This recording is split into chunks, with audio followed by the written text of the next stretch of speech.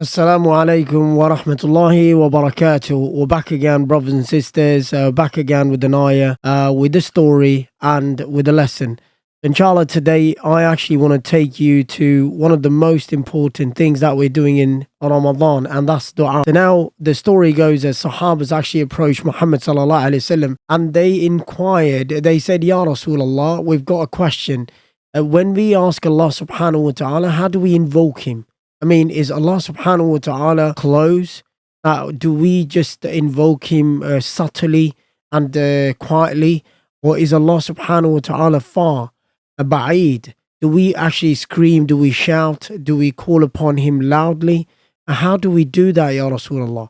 So Muhammad sallallahu alayhi wasallam actually did not have an answer. So he kept quiet until Jibreel alayhi salam came with the beautiful ayahs. Right, Allah subhanahu wa ta'ala says, وَإِذَا سَأَلَكَ عِبَادِي أَنِّي فَإِنِّي قَرِيبٌ أُجِيبُ دَعْوَةِ الدَّاءِ إِذَا دَعَانِ فَلْيَسْتَجِيبُوا لِي وَلِيُؤْمِنُوا بِي لَعَلَّهُمْ يَرْشُدُونَ.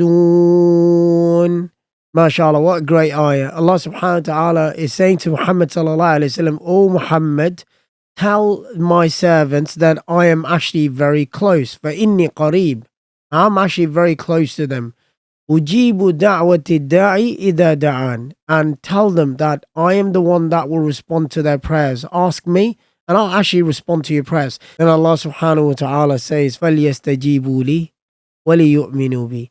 That when you come to me, you come in humility and you come in obedience, and I will guide you. You come with faith, and I will actually guide you, and you be guided. You'll be guided to the right way. And subhanAllah, one of the things that we need to know that when it comes to our du'as, dua is something very special. When we make this dua, we need to be devoted. We actually need to show our humility. We need to show our conviction. We actually need to show Allah subhanahu wa ta'ala that we really want something, and we also should have that certainty in our hearts that Allah will actually accept these du'as that we're making to Allah subhanahu wa ta'ala. Now, subhanallah, in Surah Ghafir, Allah actually sends an ayah, very scary ayah, for the people that feel that they don't need to make dua, and Allah just listens and knows what's in our heart, and Allah will give it. See, Allah actually knows everything in our heart, and Allah wants us to be devoted. Allah actually wants us to come to Allah. Allah wants us, we know what it's like, that we know what our children want. But then we want our children to come to us, and we want our children to ask us. So we know what their needs are. So Allah subhanahu wa ta'ala, He wants us to be humble.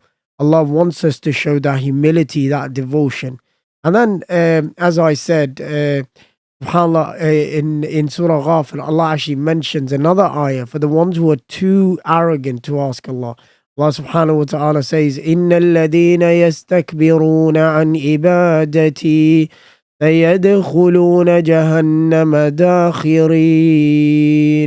Surely, the ones who are actually proud, the ones who are arrogant, and they do not ask me, for they will enter hell, and fully humbled. I will actually humble them. Now, subhanAllah, what a amazing contrast there. Cool. I'll give you an example, very quick example, a simple one. If you were to ask someone that you knew, like your cousin, your uncle, or someone, your boss that really loves you, you go and ask them the first time, they'll listen to you.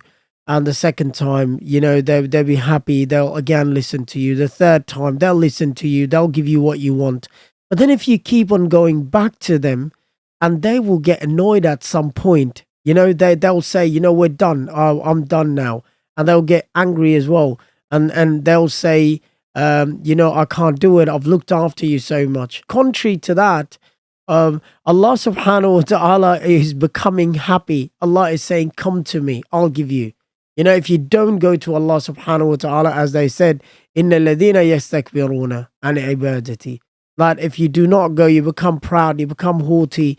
Allah is saying, then I get angry. But if you keep on coming back to me, I'll never get angry. I'll give you whatever you want. SubhanAllah. Also, when the Sahabas, when they heard it, and also this is the practice of the Sahabas, they would even ask, even like it may sound meager, it may sound lame, but the Sahabas were very special people. Even they needed anything uh, from Allah Subhanahu wa Taala, they would even go and ask Allah Subhanahu wa Taala. Hatta Shishan, that even if they wanted to mend their shoes and they would even ask that to Allah subhanahu wa ta'ala. Can you imagine the humility the Sahaba had?